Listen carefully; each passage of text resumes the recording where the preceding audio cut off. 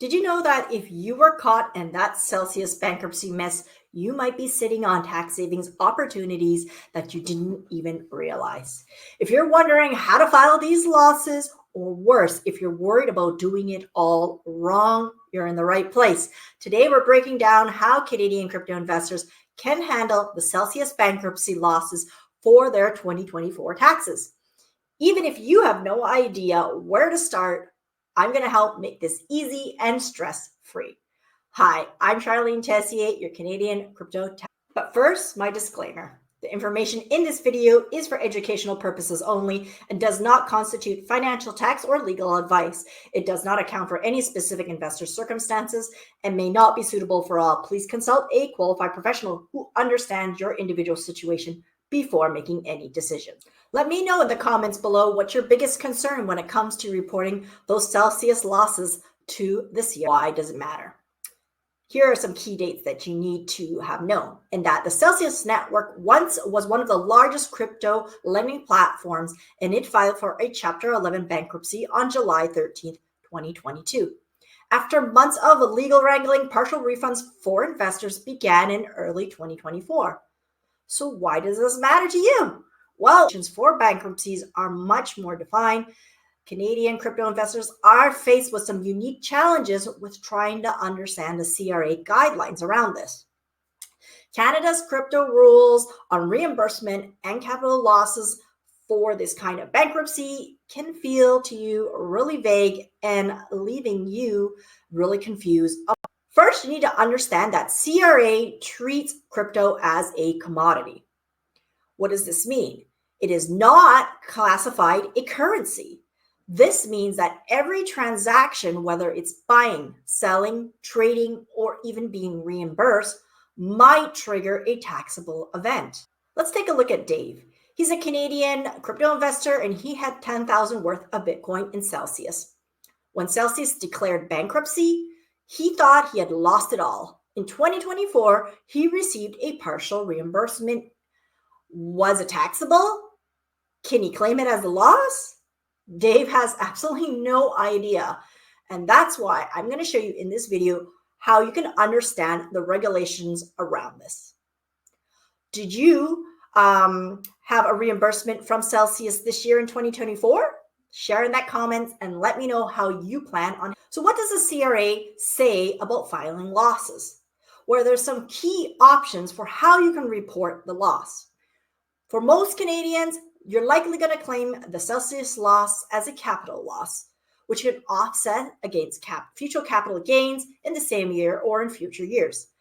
If you happen to use, if your crypto is defined as a business investment loss, then you will claim it as that, and you will need to check the Canadian regulations on how to claim that as a business investment loss. Now let's take a quick look at something called rebase, trade, or trend. This is how the CRA is going to treat a Celsius reimbursement. So what is a rebase? A rebase happens when the reimbursement is treated as a return of capital instead of giving you profits or new assets. The Celsius repayment reduces the value of your. How does this affect your taxes? It reduces your adjusted cost base, your ACB, and the value you originally paid for your crypto assets, including any fees. A reduced ACB means that you eventually sell or dispose of the asset, and your future capital gains or losses will be calculated based on the new lower ACB. I'm going to give you an example to make it easier to understand. You originally invested 10,000 in Celsius, and you received 2,000 as a reimbursement, categorized as a rebase. Your ACB for the remaining Bitcoin becomes 8,000, 10,000 minus 2,000. So when you sell that Bitcoin in the future, any gains will be calculated based on this new adjusted 8,000 ACB. What about a trade? Well, if Celsius reimburses you by giving you a different type of asset than what you originally held, reimbursing Bitcoin holders with Ethereum or some other type of token, this is treated as a trade or a disposition.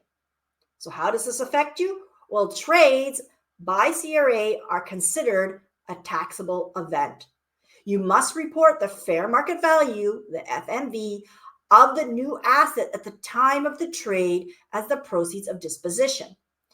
If the FMV of the new asset is higher or lower than the original ACB, you will report that capital gain or loss. Let's look at an example. You had 5,000 in Celsius in Ethereum. Celsius reimburses you with a different token, and it's valued at $3,500 at the time of the reimbursement. Since the fair market value of the reimbursement is lower than your original ACB, 5,000 minus 3,500, for a loss of 1,500, you're going to report that as a capital loss. There's one more way that CRA could treat your reimbursement, and that is as a transfer. So what is a transfer? A transfer occurs when Celsius reimburses you with the same type of asset you originally held. For example, if you had Bitcoin and they reimbursed you Bitcoin, this is treated as a transfer of ownership. How does it affect your taxes? Transfer isn't immediately taxable. The value of the reimbursement still needs to be recorded for tracking purposes. That way, for any future sales or dispositions of that asset will depend on your ACB, which remains tied to the original investment. An example would be you originally had 10,000 in Bitcoin with Celsius. You don't need to pay any taxes now, but your record should reflect this transaction. Your ACB for the remaining Bitcoin is still based on the original $10,000 investment. So the key takeaways here is that Rebase impacts your future taxes by reducing your ACB, affecting how much capital gain loss you will report when you eventually sell that asset.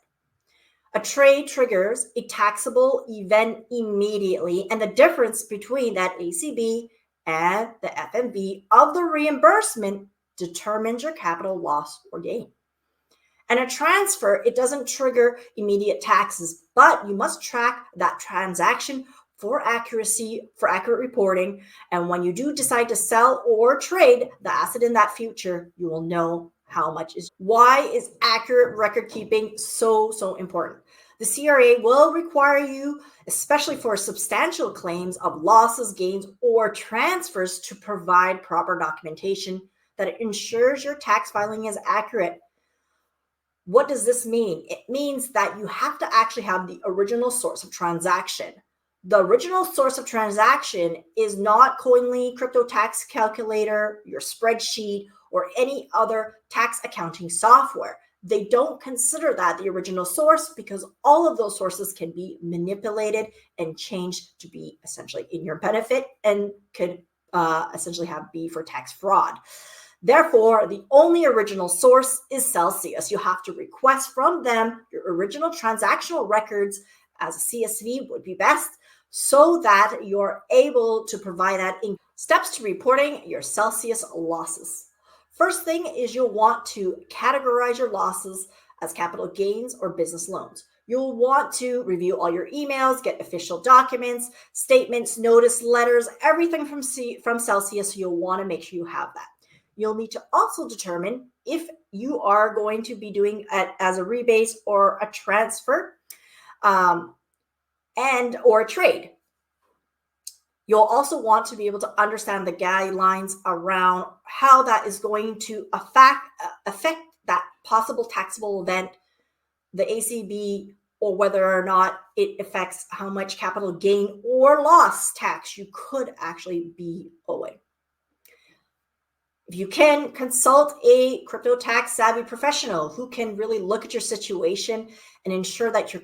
And as I stated before, record keeping is so important. Keep everything, screenshots, CSVs, any documentation you have from the Celsius that you have received, so that you can have it in case CRA requests any of those supporting information. One question you might have is, what if Celsius doesn't really specify? If Celsius doesn't explicitly categorize your refund, you can look at the nature of the refund. Is it the same asset? Likely a transfer. Is it a different asset or adjusted holding? Might be a trade or rebase. And you want to consider how this affects your portfolio. If it alters your adjusted cost basis without creating some kind of gain or loss, It might be a rebase.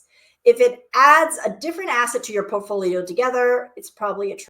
Here's a pro tip for filing. If you feel there's room for interpretation, you can report the transaction based on your understanding with supporting documents and provide explanations in your tax filing notes. This shows good faith with compliance if the CRA happens to review your submission. So tell me, what's your next step? Categorizing your losses or finding that tax professional? Let me know in the comments below. Are you feeling a little more confident about tackling those Celsius losses? I hope so. Now, if you are using Coinly or Crypto Tax Calculator or some sort of similar crypto tax software, you can still use it to calculate those losses. Although they will not be the formal record, you can use it to essentially double check and categorize all your reimbursements so that it will make it easier for filing. I'm not going to talk about how to do this, but I will link down below in the description some links to Coinly and some posts around how you can possibly categorize it in the software. Now, there's another key tax situation that trips up a lot of Canadian investors, and that's crypto gifting. In the next video, I'm going to dive in how to handle crypto gifts and whether you can claim them on your 2024 tax returns. Now, it's a must watch if you have ever given or received crypto as a gift. It is actually taxable. That's a little spoiler there. It is not tax-free, which many people still believe it is. And I also have 2 resources down below for free for you to help get you started to make your tax-free, make your 2024 tax season much more stress-free. I have a 10 most asked Canadian crypto tax questions answered and a crypto tax readiness assessment. Takes just 5 minutes and you're going to be able to see any areas that you might have some tax savings. Both of these are down below in the description. You can grab them or just message me here on my video. Till next time, I'm Charlene Tessier. I'm helping you going from tax chaos to crypto clarity.